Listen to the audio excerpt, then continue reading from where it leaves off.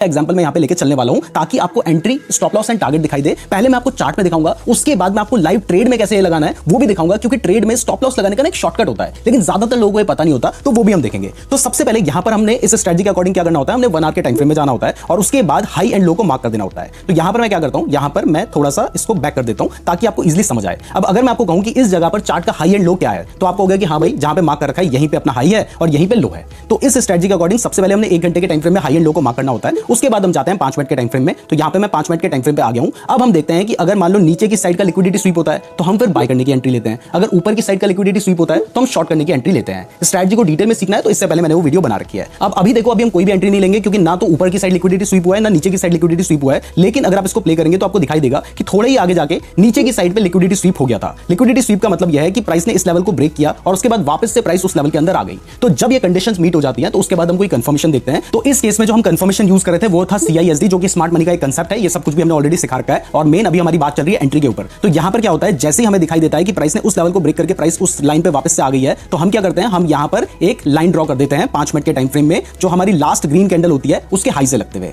अब जब हमारे हाई से लगते हुए हमने एक लाइन ड्रॉ की है, तो अगर प्राइस दोबारा से इस लेवल को ब्रेक करके ऊपर निकल जाती है तो हम वहां पर बाय करने की एंट्री लेते हैं। तो जहां पर हमने येलो मार्क कर रखा है ना, देखिए यहां से लगते हुए हमने लाइन ड्रॉ की, प्राइस दोबारा से इस लेवल को ब्रेक करके ऊपर आ गई है, तो हम क्या करेंगे, हम बाय करने की एंट्री लेंगे। अब यहां पर आपने ध्यान से देखना है क्योंकि मैं आपको पहले समझा रहा हूं कि एंट्री कैसे लेनी है, फिर हम स्टॉप लॉस को समझेंगे, फिर हम टारगेट को समझेंगे, और यही सबसे इंपॉर्टेंट चीज होती है जिसको लोग मिस करते हैं। तो यहां पर एंट्री अपनी प्लान कैसे करनी है इसके लिए आपको पता है, हम लॉन्ग पोजीशन ले रहे हैं तो हम यहां पर आ गए। मैंने आपको बताया कि पहले तो एंट्री आप तभी लोगे जब आपको कंफर्मेशन मिल जाता है, जो कि इस केस में हम CISD का कंफर्मेशन लेके चल रहे हैं। तो अभी हुआ क्या है, अभी हमारा यहां पर CISD ब्रेक हुआ है, लेकिन एंट्री मैंने यहां पे नहीं लेनी है। एंट्री मैंने तब लेनी है जब प्राइस दोबारा से इस लेवल के पास आएगी। यहां पे जो मैंने ये येलो मार्क कर रखा है ना, इस जगह पर मेरा CISD कंफर्म हुआ है, लेकिन जब कंफर्म हुआ था, अब प्राइस अगर मान लो मैं यहां पे एंट्री ले लेता हूं, तो यहां पर अगर मैं अपना स्टॉप लॉस रखूंगा तो यहां रखूंगा, और टारगेट अगर मैं रखूंगा तो इस जगह पे मैं अपना टारगेट रखूंगा। अब ये देखो, ये मेरा जो टारगेट बन रहा है वो बहुत ही बकवास टारगेट बन रहा है, और उसके बाद अगर मैं इतना बड़ा स्टॉप लॉस लेके चलता हूं तो समझ लीजिए मैं कभी भी प्रॉफिटेबल नहीं हो सकता। लेकिन यहां पर हमें कंफर्मेशन का वेट करना होता है, और वो वेट यह है कि प्राइस, हमारा मानना है कि दोबारा से इस लेवल के पास आएगी। तो मैं आपको प्ले करके दिखाता हूं। देखिए प्राइस दोबारा से इस लेवल के पास आई है, तो अब मैं क्या कर सकता हूं, मैंने एंट्री लेनी होती है यहां पर जब प्राइस दोबारा से इस लेवल के पास आई है। ये स्ट्रैटेजी है, आपकी कोई भी डिफरेंट स्ट्रैटेजी हो सकती है, लेकिन इंपॉर्टेंट यह है कि जब भी आप एंट्री ले रहे हैं तो सही जगह पे एंट्री लें। अगर आपने थोड़ा डिले कर दिया एंट्री लेने में तो वो ट्रेड समझ लीजिए बेकार हो चुका है, उस ट्रेड को छोड़ देने में ही भलाई है। तो अब यहां पर आपने जब बिल्कुल भूत पकड़ लिया, मतलब एग्जांपल में ट्रेड पकड़ लिया, तभी आपने सही जगह पे ट्रेड लेना है। तो यहां पर हमारी एग्जैक्ट पोजीशन बन रही थी, तो हम ट्रेड प्लान करेंगे कैसे।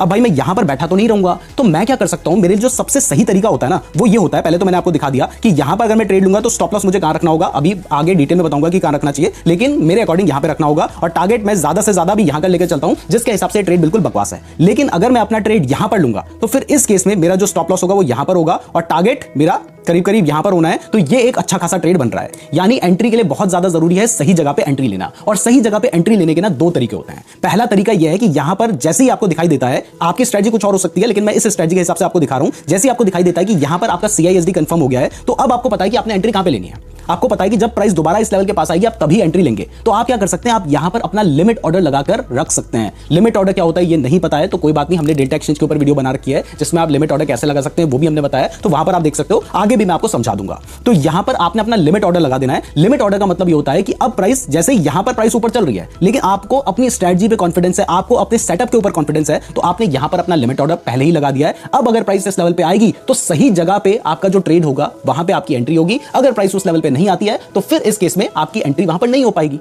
तो कोई बात नहीं, आपका कोई खराब ट्रेड छूट भी जाता है या कोई बहुत अच्छा भी ट्रेड छूट जाता है, लेकिन आपका नुकसान तो नहीं हो रहा है ना, और जब आपका नुकसान नहीं हो रहा ना तो उसको भी प्रॉफिट ही माना जाता है। तो इसलिए गलत जगह पे एंट्री मत लो, लिमिट ऑर्डर लगा के एंट्री लोगे तो सही एंट्री आप ले सकते हो। आगे जब मैं आपको लाइव डेमो दूंगा तो वहां पे सारी चीजें क्लियर हो जाएंगी। तो यहां पर आपने देखा कि प्राइस क्या थी, प्राइस आपकी जैसे ही आपने कंफर्म हुआ कि यहां पर आपका CISD इस स्ट्रेटजी के हिसाब से कंफर्म हो गया है, तो आपने क्या किया, आपको पता है कि प्राइस दोबारा इस लेवल पे आती है तभी आप एंट्री लेते हैं। आपका सेटअप यही कहता है और आपको अपने सेटअप को ही फॉलो करना है। तो फिर आपने क्या किया, आपने यहां पर अपना 65,978 पे आपने अपना लिमिट ऑर्डर लगा दिया। अब प्राइस जैसे इस लेवल पे आएगी वहां पर आपका जो ट्रेड होगा, मतलब सही जगह पे आपकी एंट्री होगी।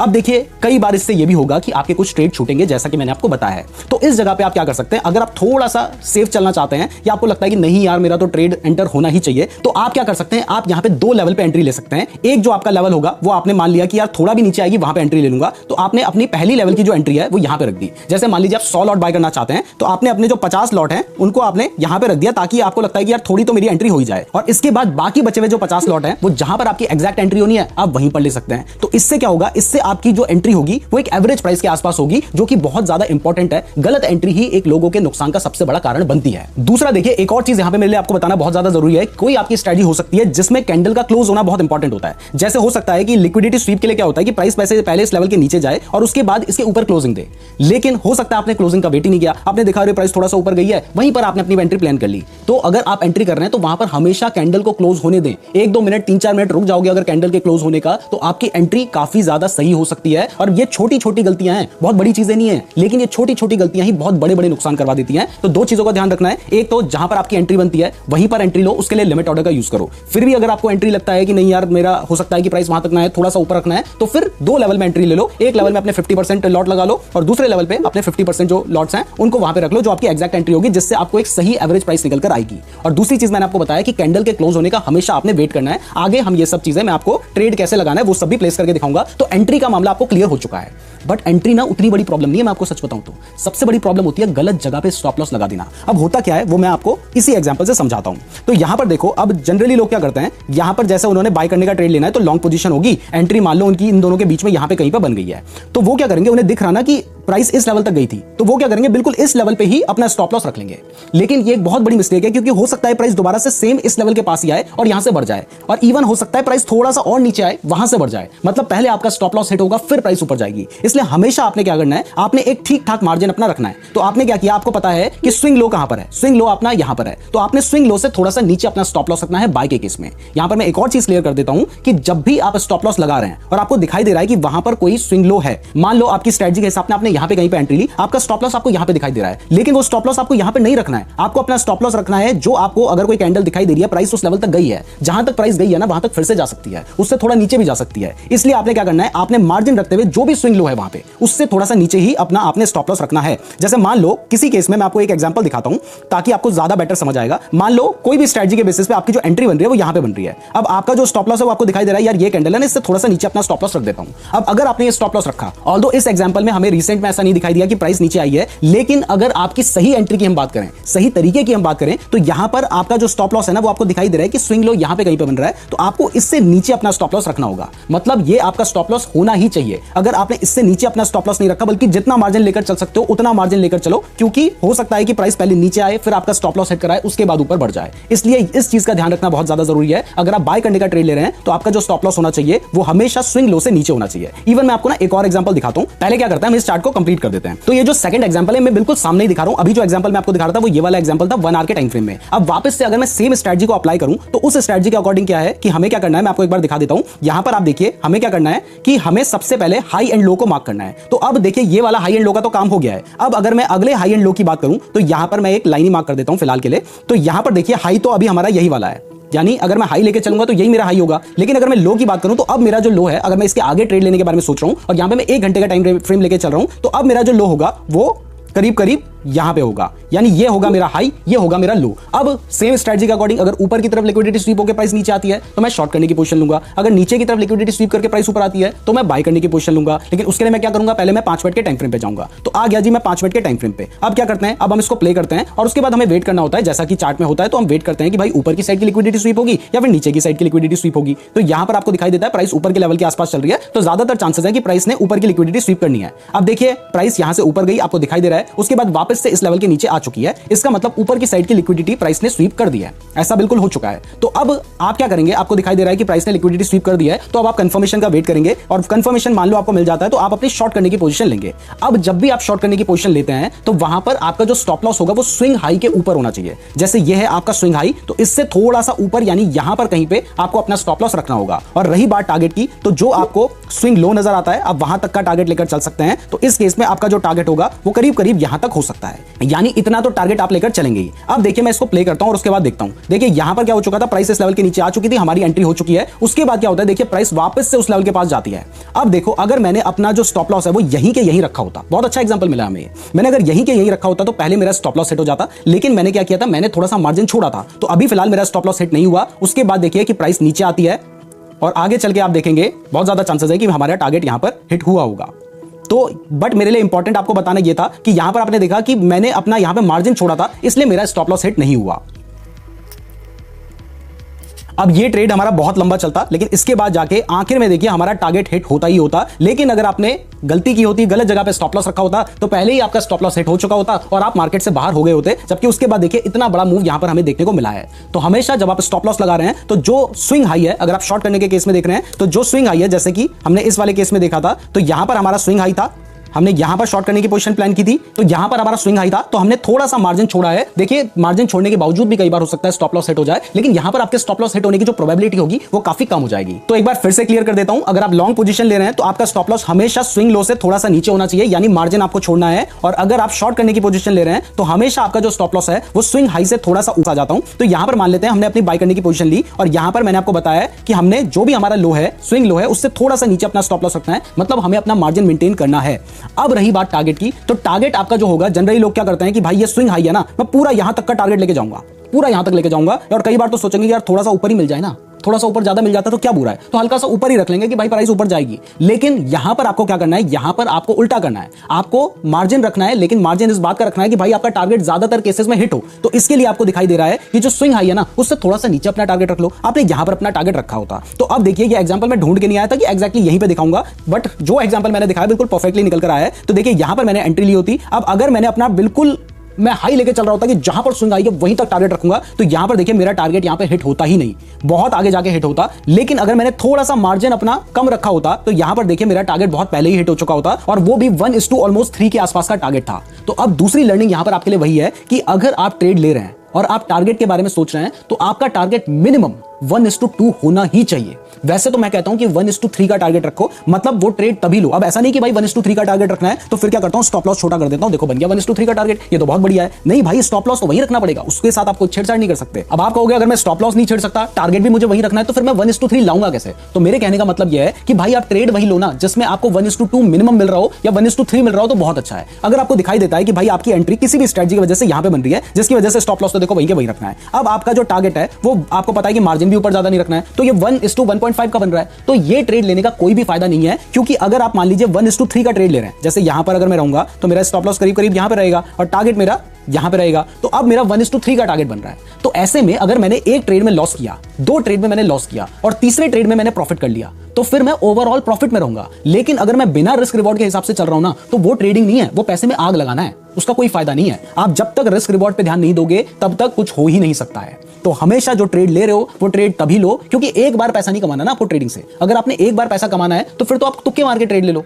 आपको अगर लॉन्ग टर्म कमाना है तो फिर आपको ये प्रोसेस फॉलो करना ही होगा, आपको रिस्क रिवॉर्ड के हिसाब से चलना ही होगा। मन आ रहा है इसलिए ट्रेड ले रहा हूं, यार छूट ना जाए, यार मौका ना निकल जाए, इसलिए यार यहां पे मेरी पोजीशन बननी चाहिए, मैं यहां पे ट्रेड ले लेता हूं, तो फिर ऐसे काम नहीं चल पाएगा। आपने प्रॉपर रूल्स के हिसाब से ही ट्रेड लेना है। तो अभी तक मैंने आपको बता दिया है कि आपने एंट्री कब लेनी है, जब आपकी बन रही है वहां पे एंट्री लो। फिर भी आपको लगता है कि यार एंट्री मिस हो सकती है तो 2 लेवल में एंट्री ले लो और कैंडल क्लोज होने का वेट करो। स्टॉप लॉस के लिए मैंने आपको बताया कि भाई अगर आप लॉन्ग करने की पोजीशन ले रहे हो तो आपका जो स्टॉप लॉस होना चाहिए वो स्विंग लो से थोड़ा नीचे होना चाहिए। आपको मार्जिन रखना है कि प्राइस स्विंग लो के पास आके बढ़े भी तो आपका स्टॉप लॉस हिट ना हो। और अगर आप शॉर्ट करने की पोजीशन ले रहे हो तो वहां पर आपका जो स्टॉप लॉस होगा वो स्विंग हाई से थोड़ा सा ऊपर होना चाहिए, ताकि प्राइस अगर स्विंग हाई के पास जाके वापस नीचे भी आए तब भी आपका स्टॉप लॉस हिट ना हो। और रही बात टारगेट की, तो वहां पर आपने अपना मार्जिन छोड़ना है थोड़ा। आपको दिखाई देता है प्राइस स्विंग हाई तक जा सकती है, तो स्विंग हाई से थोड़ा सा नीचे का अपना टारगेट रख लो, ताकि आपके टारगेट के हिट होने के चांसेस बढ़ जाए। अब चलो मैं डेल्टा एक्सचेंज के प्लेटफॉर्म पे चलता हूं और वहां पर आपको दिखाता हूं कि किस तरीके से आप अपनी एंट्री ले सकते हो, अपना स्टॉप लॉस लगा सकते हो, अपना टारगेट सेट कर सकते हो। तो आ चुके हैं हम डेल्टा एक्सचेंज के प्लेटफॉर्म पे। मैं आपको डेल्टा एक्सचेंज का एग्जांपल दिखा रहा हूं, लेकिन अगर आप स्टॉक मार्केट पे ट्रेड करते हैं, फॉरेक्स मार्केट पे ट्रेड करते हैं या फिर कहीं पर भी ट्रेड करते हैं, आप सेम तरीके से ही अपना stop loss, target and entry plan कर सकते हैं। मैं आपको एग्जांपल दिखा रहा हूं, तो हमारी एंट्री तो बिल्कुल परफेक्ट नहीं हो सकती है। वैसे यहां पर मैं आपको बता दूं कि अगर आप क्रिप्टो के फ्यूचर्स में ट्रेड करना चाहते हैं, जहां पर आपको 200 गुना तक का लेवरेज मिल जाता है, मतलब आप 1000 रुपए लगाकर 2 लाख रुपए तक का ट्रेड ले सकते हैं, तो इसके लिए आप डेल्टा एक्सचेंज में अपना अकाउंट ओपन कर सकते हैं। और अगर आप क्रिप्टो के फ्यूचर्स में ट्रेड करेंगे तो वहां पर 30% वाला टैक्स भी एप्लीकेबल नहीं होता है। तो डेल्टा एक्सचेंज का लिंक मैंने आपको डिस्क्रिप्शन पे दे रखा है। अगर आप डायरेक्ट जाके अपना अकाउंट ओपन करेंगे तो आपको कुछ खास फायदा नहीं मिलेगा। लेकिन अगर आप डेल्टा एक्सचेंज पे मेरे लिंक के थ्रू अपना अकाउंट ओपन करते हैं तो पहला तो आपको हमारी तरफ से अधीरा एआई का फ्री सब्सक्रिप्शन मिलेगा, जिसकी प्राइस 2000 रुपए है, जहां पर आप सिर्फ एक क्लिक में किसी भी चार्ट का एनालिसिस कर सकते हैं।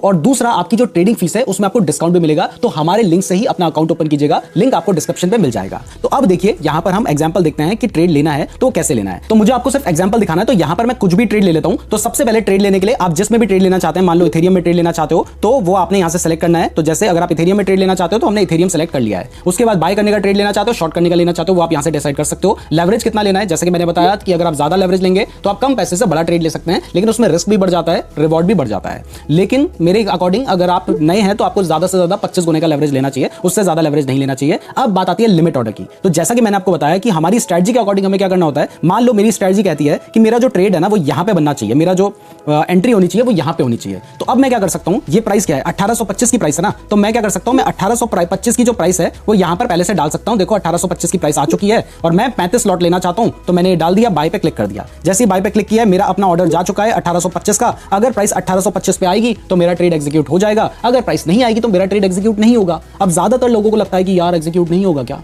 उन्हें तो ट्रेड करना है ना, तो फिर वो क्या करते हैं, वो यहां पर अपनी एंट्री जहां पे मिल रही होती है वहां पर ले लेते हैं। लेकिन आपने ऐसा नहीं करना है। तो इतना आपको समझ आ गया कि जहां पर आपको लगता है कि भाई आपकी एंट्री बननी चाहिए, आपने वहीं पर अपना लिमिट ऑर्डर लगाना है। प्राइस उस लेवल पे आएगी, आपकी एंट्री हो जाएगी। अगर फिर भी आपको लगता है कि नहीं यार प्राइस इतना नीचे शायद ना आ पाए, बट मुझे तो ट्रेड लेना है क्योंकि मुझे लग रहा है कि यहां पर आपकी स्ट्रेटजी के अकॉर्डिंग आपको लगता है कि एक बड़ा रिवॉर्ड आप ले सकते हैं, तो फिर इस केस में आप क्या कर सकते हैं कि इंस्टेंटली घुसने की जगह आप एक एंट्री 50% अपनी जो एंट्री है वो यहां पर ले लो, और 50% जो आपकी एंट्री है ना वो थोड़ा नीचे जहां पर आपका बनता था, हिसाब बनता था, आप वहां पर जाकर ही अपनी 50% एंट्री ले लो। तो 50% एंट्री आपकी वहां पे हो जाएगी। अब इससे आपका जो एवरेज निकल कर आएगा ना वो कहीं बीच में निकल कर आएगा, जिससे आपकी जो एंट्री होगी ना वो बहुत बेटर होगी। आप समझो कि अगर आपने यहां पे एंट्री ली और उसके बाद प्राइस नीचे तक आएगी तो आपको लॉस दिखाई देगा, लेकिन अगर आपने यहां पे एंट्री ली और प्राइस यहां तक आएगी तो अभी आपको कुछ खास लॉस नहीं दिखाई देगा। तो ये एक बहुत बड़ा मैटर क्रिएट करता है, बहुत बड़ा डिफरेंस इससे आ जाता है अगर आप दो लेवल में एंट्री लेते हैं। तो एंट्री का आपको समझ आ गया। अब मुझे आपको एग्जांपल दिखाना है, तो मुझे यहां पर क्या करना होगा, मुझे कोई ट्रेड एग्जीक्यूट करना होगा, तो मैं ऑलमोस्ट मार्केट प्राइस पे ही इसको एग्जीक्यूट कर देता हूं। तो यहां पर आप देख सकते हैं अभी भी एग्जीक्यूट नहीं हुआ, तो इसको थोड़ा सा एडजस्ट कर देता हूं। ये मैं आपको दिखाने के लिए कर रहा हूं, आपने नहीं करना है, ये तो मैं आपको एग्जांपल दिखा रहा हूं और इसलिए मैं ऐसा कर रहा हूं। तो यहां पर हमारा जो ट्रेड है वो आप देख सकते हैं कि एग्जीक्यूट हो चुका है। अब बारी आती है स्टॉप लॉस की। तो डेल्टा एक्सचेंज में ना स्टॉप लॉस लगाने का एक बहुत अच्छा फीचर है। आप चाहो तो देखो जहां पर आपका ट्रेड है वहां पे वैसे बहुत सारे एक्सपेरिमेंट वाले ट्रेड लेते रहते हैं। कौन सा ट्रेड है, शायद ये वाला ट्रेड है जो मैंने अभी लिया है। अगर आप अपना स्टॉप लॉस लगाना चाहते हो तो आप यहां से भी कैलकुलेट करके अपना स्टॉप लॉस लगा सकते हो। लेकिन इतना झंझट क्यों लेना है, बहुत आसान तरीका होता है डेल्टा एक्सचेंज में स्टॉप लॉस लगाने का। जैसे ही आपकी पोजीशन लग जाती है उसके बाद आप उसके पास अपना कर्सर लेके जाओ, और ये फोन में भी आप कर सकते हो, ऐसा नहीं है कि लैपटॉप में हो रहा है तो फोन में नहीं होगा। तो यहां पर आप अपना कर्सर जहां पे आपकी एंट्री चार्ट में दिखाई दे रही है वहां पे लेके गए। अब आपको अपना स्टॉप लॉस रखना है, तो यहां पे देखो स्टॉप लॉस दिखाई दे रहा है, आप क्लिक करो और इसको नीचे की तरफ ड्रैग कर दो। जैसे ही आप ड्रैग करोगे आपको कुछ कैलकुलेट करने की जरूरत नहीं है, आपका स्टॉप लॉस देखिए यहां पर लग चुका है। रही बात टारगेट की, तो अब देखिए टीपी दिखाई दे रहा है, यहीं पे आपको जहां पे आपकी एंट्री हो रखी है वहीं पे टीपी दिखाई दे रखा है। वापस से माउस को यहां पे ले जाइए, इस पे क्लिक कीजिए और इसको ऊपर की तरफ ड्रैग कर दीजिए। जितना आपका टारगेट बनता है आप वहां पे उसको ड्रैग कर दो। अब जैसे ही मैंने ड्रैग किया है तो मेरी यहां पर जो एंट्री है आप देख सकते हैं मेरा स्टॉप लॉस एंड टारगेट दोनों यहां पर चार्ट में लग चुका है। तो स्टॉप लॉस एंड टारगेट लगाने का तरीका बहुत आसान है डेल्टा एक्सचेंज में, और इससे बहुत हेल्प हो जाती है। अगर आपने गलत कैलकुलेशन की तो फिर आप समझ सकते हैं ना कि कितनी बड़ी प्रॉब्लम हो सकती है। तो इतना आपको समझ आ गया कि बड़े अच्छे तरीके से यहां पे स्टॉप लॉस टारगेट लगता है, तो इसीलिए मैं डेल्टा एक्सचेंज का यूज करता हूं। मैंने आपको लिंक डिस्क्रिप्शन में रखा है, साथ ही अधीरा एआई के लिए गूगल फॉर्म का लिंक भी डिस्क्रिप्शन में रखा है, तो उसको भी जरूर फिल कर लीजिएगा। अब आते हैं मुद्दे पे कि स्टॉप लॉस लगाना कहां पे है। तो अब देखिए मैंने आपको कहा है कि मेरी एंट्री यहां पे एक्यूरेट नहीं हो सकती, क्योंकि जरूरी नहीं है कि मैं आपको जब एग्जांपल दिखा रहा हूं उसी टाइम पे मार्केट में बिल्कुल सेटअप बन रहा होगा। तो अब देखिए ये जो मैंने स्टॉप लॉस फिलहाल लगा रखा है ये गलत स्टॉप लॉस है। क्यों गलत स्टॉप लॉस है, क्योंकि यहां पर अगर आप ध्यान से देखोगे तो प्राइस जो है वो इस लेवल तक ऑलरेडी आ चुकी है। तो मेरा जो स्टॉप लॉस है ना वो इससे थोड़ा सा नीचे होना चाहिए। थोड़ा मतलब देखिए यहां तक प्राइस आ चुकी है तो मुझे यहां तक का स्टॉप लॉस तो रखना पड़ेगा, इतना मार्जिन तो मुझे लेकर चलना ही पड़ेगा, क्योंकि अगर मैं इतना मार्जिन नहीं लेकर चलता हूं तो प्राइस यहां से आके ना वापस रिवर्स कर सकती है। तो मेरा स्टॉप लॉस तो यही होना पड़ेगा, चाहे मैं एंट्री कहीं के कहीं भी लूं, इट डजंट मैटर। जब तक मुझे जो लास्ट स्विंग है उससे नीचे मैं अपना स्टॉप लॉस नहीं रख रहा हूं तो फिर वो एक गलत स्टॉप लॉस है, क्योंकि ज्यादातर केस में उस स्टॉप लॉस के हिट होने के चांसेस होंगे। तो मेरा स्टॉप लॉस यहीं पे होगा। अब रही बात टारगेट की, तो मेरा जो टारगेट है, मुझे जो स्विंग हाई नजर आ रहा है वो यहां पे नजर आ रहा है, तो मैं अपना टारगेट कहां पे लेकर चल सकता हूं,